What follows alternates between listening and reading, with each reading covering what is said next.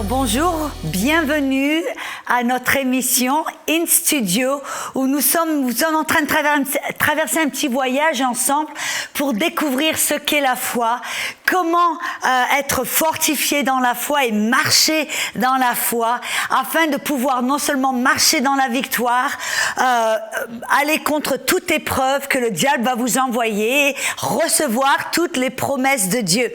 Et pour faire un tout petit récapitulatif, la dernière fois que nous étions ensemble, nous avons découvert que la foi peut se reposer.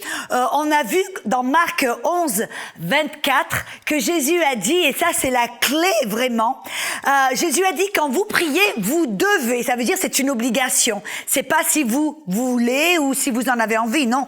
Si vous devez croire que vous l'avez déjà reçu et vous le verrez s'accomplir. On voit ici que si vous voulez le voir s'accomplir, que ce soit la réponse à votre question ou votre guérison ou toute autre bénédiction, pour voir et la voir s'accomplir et avoir la manifestation de votre prière, vous devez tout d'abord croire que vous l'avez déjà reçu. Et vous avez remarqué là que Jésus ne nous a pas demandé de croire que Dieu va nous le donner. Non, il nous a demandé de croire qu'on le reçoit parce qu'il sait que tout en Christ nous a déjà été donné. C'est ce que Jean 3, 27 dit qu'un homme ne peut recevoir que ce qui lui a déjà été donné. Et on voit qu'en Christ, il nous a donné toutes les bénédictions spirituelles dans les lieux célestes en Jésus-Christ. Amen. Donc la question n'est pas est-ce que Dieu va me le donner ou est-ce que Dieu va me guérir ou est-ce que Dieu va m'aider ou vous pouvez remplir la petite case, le besoin que vous avez, la situation à laquelle vous traversez. Vous devez savoir que la question c'est pas est-ce que Dieu va le faire, la question est est-ce que je suis disposé à recevoir. Tout comme le monsieur qui s'est approché vers Jésus en lui disant Seigneur, si tu peux faire quelque chose, viens à mon secours. Et Jésus a dit non, si tu peux. Donc là, je vous dis, c'est pas est-ce que Dieu va me donner ou est-ce qu'il peut me donner ou me guérir. La question est est-ce que tu peux croire que tu l'as déjà reçu en sachant que ça nous a déjà été donné. Et on a vu que on peut savoir si quelqu'un a vraiment reçu. Je peux savoir si j'ai vraiment reçu la réponse à ma prière et à mon besoin si je rentre dans le repos. On a vu Hébreux chapitre 4, on va se rafraîchir les idées un petit peu, oui. Dans Hébreux chapitre 4, commençons vers le verset 3 qui nous dit « Pour nous qui avons cru » ou « Pour nous qui avons la foi » ou pourriez dire « ou pour nous qui croyons que nous avons déjà reçu », nous entrons dans le repos. Et on voit après dans le verset 9 à 11, il continue dans la même lignée et il dit car il y a donc un repos réservé au peuple de Dieu. Dieu nous a appelés à nous reposer. Il dit car celui qui entre dans le repos se repose lui-même de ses propres œuvres, comme Dieu s'est reposé des siennes. Et le verset 11, qui semble être une petite contradiction, mais attendez un petit peu, il dit donc efforçons-nous d'entrer dans ce repos. Et on dirait là qu'il y a un quiproquo, une contradiction, parce que là, d'un côté, l'auteur du livre des Hébreux nous dit « Celui qui croit, qui est dans la foi, rentre dans le repos. Il se repose de ses propres œuvres. » Il dit donc « Efforçons-nous de rester dans le repos ou de rentrer dans ce repos. » On voit aussi dans le livre de Timothée que Paul dit à Timothée « Combat le bon combat de la foi. » On voit que c'est un bon combat parce que Dieu nous a déjà donné la victoire ou nous a déjà tout donné. On sait ça déjà avant de commencer cette épreuve ou le combat, que c'est un bon combat. Dieu nous a déjà donné tout ce dont nous avons besoin. Il nous a donné la victoire. Mais il dit qu'on doit combattre le bon combat. Et c'est quoi ce combat? C'est à quoi qu'on doit s'efforcer? Amen. D'un côté, il dit repose-toi. De l'autre côté, combat, efforce-toi. Alors on dirait, mais alors, qu'est-ce que je dois faire? Me reposer? Ou je dois me combattre? Je dois me reposer? Ou je dois m'efforcer? Ben, le combat que l'on combat, on doit s'efforcer, en fin de compte, à rester dans ce repos. Parce qu'à partir du moment où vous vous tenez dans la foi et que vous croyez, que vous croyez, que vous croyez, que vous savez, que vous savez, que vous avez reçu la réponse à votre prière, à votre besoin, que vous avez reçu la victoire, en d'autres mots. Dès que vous savez que vous avez reçu la victoire, alors le diable va venir vous chuchoter et va essayer en toutes sortes de manières de vous faire croire et de vous faire sortir de ce repos, de vous faire rentrer dans vos propres œuvres. Je dois faire ceci, je dois faire cela, je dois courir ici, courir là pour essayer de l'obtenir. Et c'est ce que l'auteur du livre des Hébreux nous dit. Ça va être un combat. On va devoir s'efforcer à ne pas rentrer dans ce schéma, mais on doit s'efforcer à rester dans cette position de repos qui dit j'ai pas besoin de courir à droite et à gauche, je sais que je l'ai déjà. Et si je l'ai reçu, alors c'est moi qui l'ai. De la même manière, si je dis oui, je veux te donner, c'est mon désir de te donner mon iPad, mon iPad. Et si vous dites bah oui, je crois que je le reçois et que vous le recevez, qui c'est qui l'a? C'est vous ou c'est moi? C'est vous, n'est-ce pas? De la même manière, quand vous recevez votre victoire, peu importe quelle épreuve, quel besoin ou ce que vous traversez, dès que vous avez reçu votre victoire, reçu la solution à votre problème et votre besoin, alors vous êtes dans le repos en sachant, je l'ai, c'est fait, c'est terminé, c'est accompli. Ouais, alléluia! Amen. Et les gens, des fois, me disent, mais Audrey, ça ressemble à quoi, le repos? Comment est-ce que vraiment, je vais savoir si je suis dans le repos? On a l'impression, on est dans une culture, une génération où on ne sait plus se reposer. On est tellement occupé constamment. On est tellement bombardé avec des médias et ceci et cela. On est tellement dans ce schéma de faire, qu'on ne sait plus comment se reposer, et on ne sait même plus à quoi ça ressemble le repos. Alors je vais vous donner une petite parabole, si vous me permettez, la parabole selon Audrey. Amen. C'est ce que Jésus faisait très souvent, n'est-ce pas? Prétendons que vous êtes en dette, vous avez tellement de dettes que vous perdez le sommeil, vous perdez l'appétit, vous n'arrivez plus à manger, à dormir. Toute la journée, il y a le téléphone qui sonne, vous êtes tellement dans le souci, ça vous tourmente, c'est presque, ça vous rend malade. Est-ce que vous pouvez vous imaginer ça un petit peu? Oh, et le téléphone sonne constamment parce que les gens vous demandent quand est-ce que vous allez nous payer. Vous devez nous payer à telle date. Si j'ai pas l'argent dans cette date-là, alors on va venir pour vous reprendre votre voiture, ou vous reprendre votre maison, ou bref, il vous peint un tableau macabre. Et tout d'un coup, vous imaginez, vous voyez, je vais devoir vivre dans un refuge, ou dans la rue, ou je vais tout perdre, et qu'est-ce qui va m'arriver? Bref, vous êtes tellement dans le tourment que ça vous rend presque malade. Et alors, prétendons que peut-être vous avez un oncle qui est super riche, et qui vit en Suisse. C'est une parabole, n'est-ce pas? Je peux inventer ce que je veux. Et donc, prétendons que votre oncle vit en Suisse et qu'il est milliardaire, mais alors super riche. Mais c'est un chrétien, un homme bon, un homme de sa parole. Et un matin, il est en prière, le Seigneur lui parle en disant, téléphone ton neveu ou ta nièce et tu dois les aider. J'ai besoin que tu les aides. Alors, cet oncle qui aime Dieu, qui tout d'un coup prend le téléphone, vous appelle et dit qu'est-ce qui se passe?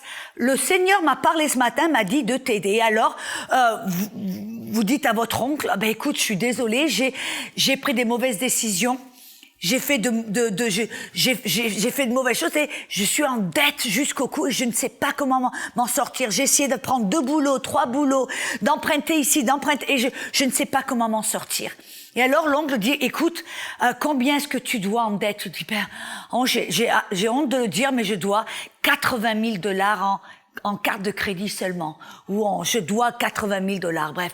Et votre oncle, s'il vous dit, écoute, est-ce que ce serait, tu sais que j'ai les moyens et j'avais à cœur vraiment de te bénir, mais alors là c'est mon opportunité. Qu'est-ce que ça te dirait si je te donne 80 000 $? Tout d'un coup, qu'est-ce que vous entendez? Vous avez la promesse de votre oncle. Vous savez qu'il est un homme qui a les moyens, un homme qui est un homme de sa parole et qui vous donne sa promesse qu'il va vous transférer, faire un virement de 80 000 $ par compte bancaire. À ce moment-là, vous étiez malade, crispé, vous ne pouviez plus dormir, vous ne pouviez plus manger, vous étiez tellement nerveux, tellement. À ce moment-là, qu'est-ce qui se passe? Tout se relâche. À ce moment-là, même. Écoutez-moi bien, vous n'avez pas l'argent dans vos mains, vous n'avez aucune preuve, vous n'avez pas un compte de votre banque qui montre que l'argent a été déjà déposé, non, vous n'avez aucune preuve, vous n'avez seulement qu'une promesse, une parole de votre oncle.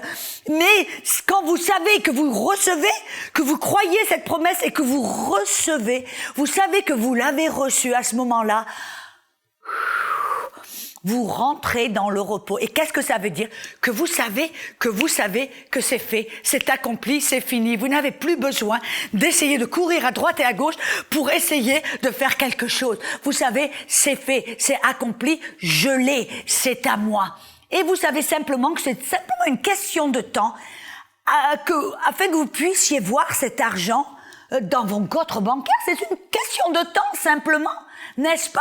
Vous croyez en la parole de votre oncle, vous avez reçu ce qu'il a promis, et dans votre cœur, même si vous n'avez aucune preuve physique, vous ne voyez rien, vous ne sentez rien, vous savez que vous avez reçu cet argent. Et alors, qu'est-ce qui va se passer? Vous rentrez dans le repos, c'est-à-dire que vous cessez, vous arrêtez d'essayer de courir à droite et à gauche pour faire quoi que ce soit pour essayer d'avoir cet argent. Vous savez, je l'ai. Amen. Vous rentrez dans le repos et tout d'un coup, c'est le repos. C'est de ça que Dieu parle, de rentrer dans ce repos en sachant que Dieu nous a promis ce dont vous avez besoin et quand vous le recevez, alors j'ai plus besoin de courir à droite et à gauche. C'est ça que l'auteur du livre des Hébreux nous dit, que celui qui rentre dans le repos, quand il croit qu'il est dans la foi, il rentre dans le repos et il cesse, il arrête il se repose de ses propres œuvres. Vous entendez? De ses propres œuvres, de ses propres efforts, ses œuvres pour essayer d'obtenir quelque chose. C'est fini, il s'est gelé. Amen. Et bien sûr, vous savez que on a découvert que la foi reçoit. Par la foi, c'est pour recevoir ce que la grâce nous a déjà donné. Ça, c'est tellement important. Il doit y avoir un équilibre entre la grâce et la foi. Vous voyez, par la grâce, Dieu nous a tout donné. Et c'est notre foi.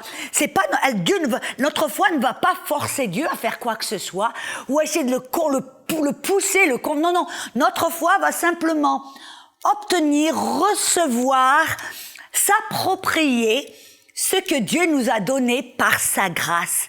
C'est pour ça qu'on doit savoir que tout est déjà donné, tout est accompli, tout est fait, et c'est notre foi qui s'en accapare, qui sait, la guérison m'a déjà été donnée en Jésus-Christ, ou la prospérité m'a déjà été donnée en Jésus-Christ, la sagesse m'a déjà été donnée, un bon mariage m'a été donné, avoir des enfants, ça fait partie de mon héritage.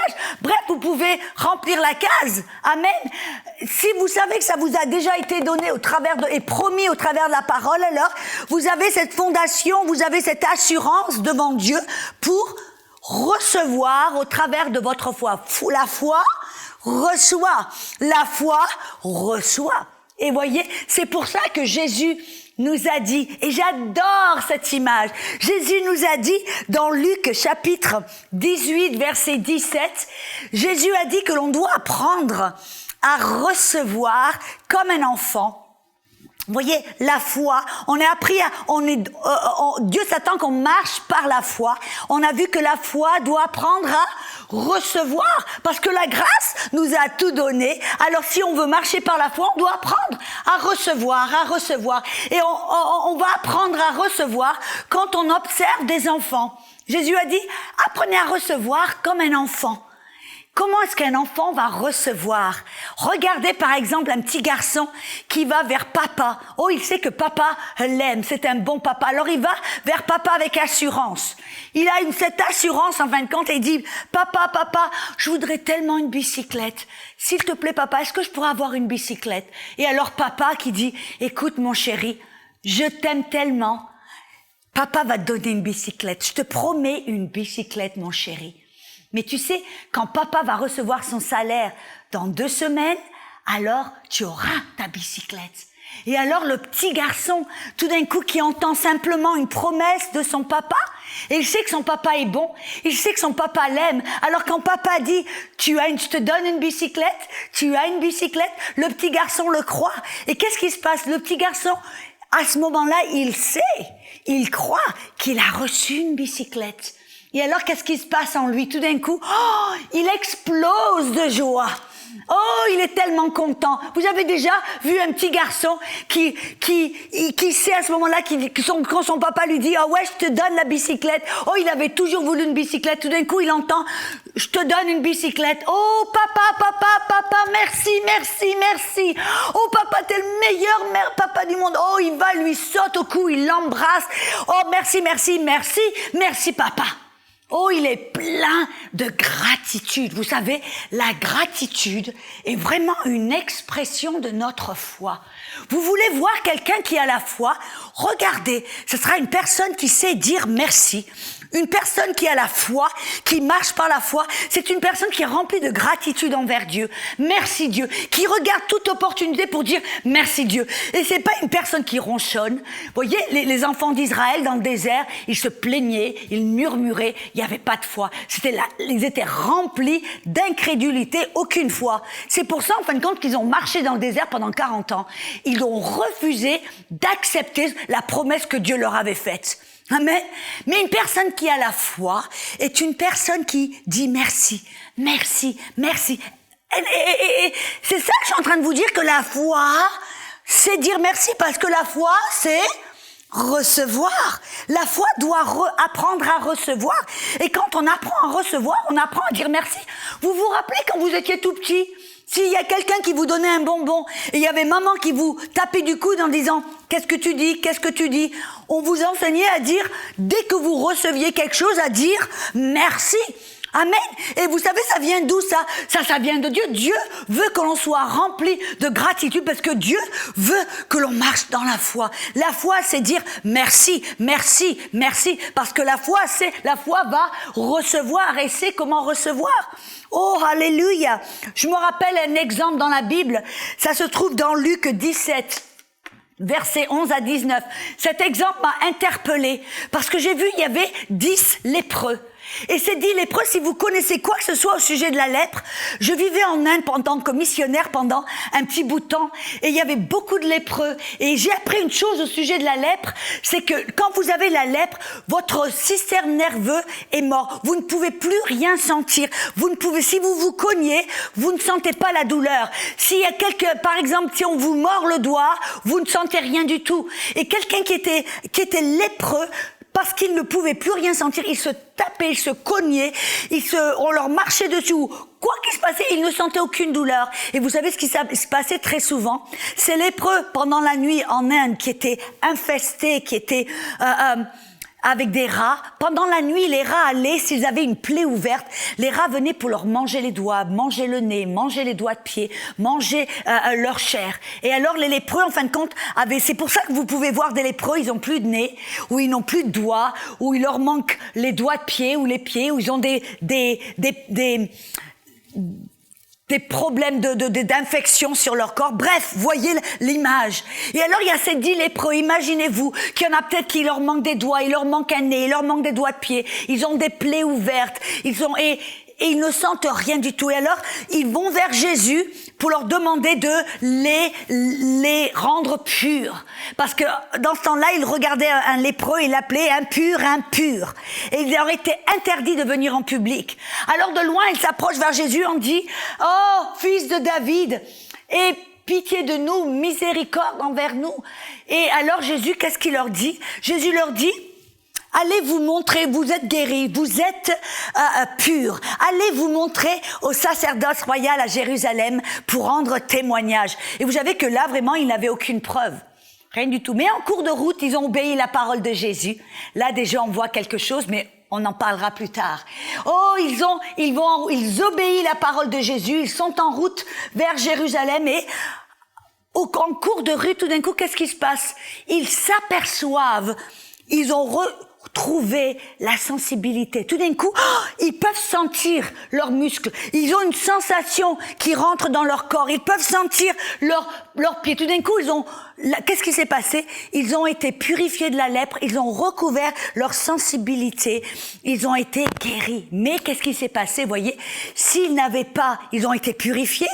Mais s'il y en avait un qui avait pas de nez ou des doigts de pied ou des doigts, il leur manquait toujours des doigts de pied, des nez et des doigts. Mais qu'est-ce que je suis en train de parler là? Il y avait 10 lépreux. Des 10 lépreux, il y en a un qui s'est arrêté, qui a dit si Dieu m'a guéri et purifié, je dois retourner pour lui dire merci. Et alors, des 10 lépreux, il y en a un qui a fait tour de retour, il s'est retourné pour repartir. Je sais pas combien de trajets ils avaient déjà fait.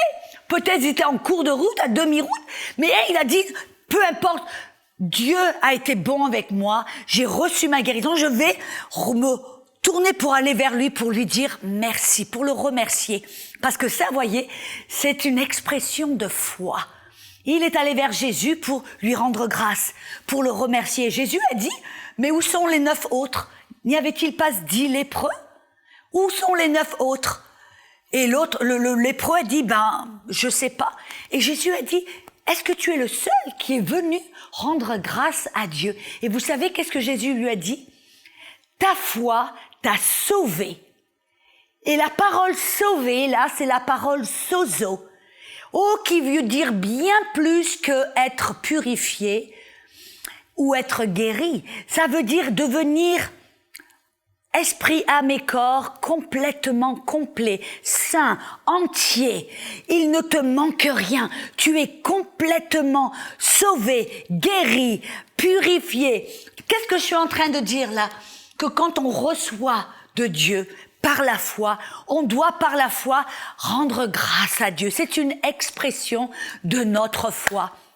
Voyez, c'est ça que je veux voir. Si quelqu'un croit vraiment qu'il a reçu par la foi ce dont il a besoin, son cœur va devoir s'exprimer. Son cœur, la Bible dit, 2 Corinthiens 4:13, j'ai cru, cependant, ma bouche a parlé, j'ai déclaré. Si vous croyez que vous avez reçu, alors, vous allez dire, merci Seigneur, j'ai reçu ma guérison. Même si votre corps vous dit, mais non, t'as toujours de la douleur, mais il n'y a rien qui a changé, mais non, votre corps va se battre contre vous. Vous allez peut-être entendre le docteur qui dit, mais non, il n'y a rien qui a changé, c'est même pire. À ce moment-là, qui allez-vous croire? Allez-vous croire la parole de Dieu qui vous dit, par les meurtrissures de Jésus, vous avez été guéris, ou Dieu pourvoit à tous vos besoins selon ses richesses en gloire en Jésus-Christ? Qu'est-ce que c'est? Si vous croyez que vous avez reçu, malgré ce que vous voyez ou vous ressentez, amen, par la foi, vous croyez que vous avez reçu, vous dites, peu importe, je te remercie Seigneur, je sais que j'ai reçu, je sais que je l'ai, c'est à moi. Amen. Voyez ce que je veux dire? On parlait du repos. Le diable va essayer de vous convaincre. Non, t'as rien du tout, t'as rien reçu. Ah non. C'est là que par la foi on dit non, je l'ai reçu, alors merci. Merci. La foi s'exprime au travers de la gratitude. On reçoit pourquoi? Parce qu'on sait et qu'on croit qu'on l'a déjà reçu. Oh, et on se réjouit. Rappelez-vous du petit garçon qui a reçu sa bicyclette. Après, quand il a dit « Papa, merci, merci », oh, il est tellement rempli de joie. On le voit aller au travers de la maison en train de sautiller. « J'ai ma bicyclette, j'ai ma bicyclette ». Oh, il est content, il chante, il danse. « Ah, ma bicyclette, ma bicyclette ». Et qu'est-ce qu'il va faire? Il va aller taper à la porte des voisins. Tu sais quoi? Et appeler son petit copain et appeler sa petite copine. Tu sais quoi? J'ai une bicyclette, j'ai une bicyclette. Oh, il est rempli de joie. Voyez la joie. On a vu que la gratitude est une expression de notre joie. On reçoit, cependant on dit merci. On reçoit, cependant on est rempli de joie. Oh, ça sort de notre cœur, ça s'exprime parce qu'on a reçu ce que l'on désirait, ce dont on avait besoin. Oh, on était malade, maintenant on a reçu la guérison, alors merci. Tout d'un coup, il y a de la joie parce qu'on sait qu'on est sorti, on sort de la maladie. Oh, écoutez un petit peu. On voit là que la foi est remplie de joie. Vous voulez voir quelqu'un qui a de la foi? Regardez si quelqu'un a un sourire sur le visage. Moi, des fois, je prie pour les gens, que ce soit pour la guérison ou autre chose. Et après la prière, j'observe. Je veux voir est-ce qu'ils ont vraiment reçu. Parce que je sais que s'ils ont vraiment reçu, il va y avoir, le visage va le démontrer, va le montrer. Il va y avoir de la joie qui va s'exprimer au travers de leurs yeux, de leur sourire.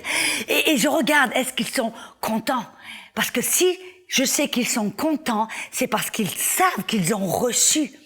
Et ils vont le voir s'accomplir. La Bible nous dit qu'en fin de compte, c'est une qualité. Dieu est un Dieu de foi et Dieu est un Dieu de joie. Voyez, vous voulez voir quelqu'un qui a de la foi? Regardez si cette personne marche dans la joie. Même s'il a des épreuves, même s'il a des problèmes et des besoins, si cette personne marche dans la joie, c'est une personne qui est dans la foi. Parce qu'elle sait que peu importe les épreuves, Dieu me donne la victoire.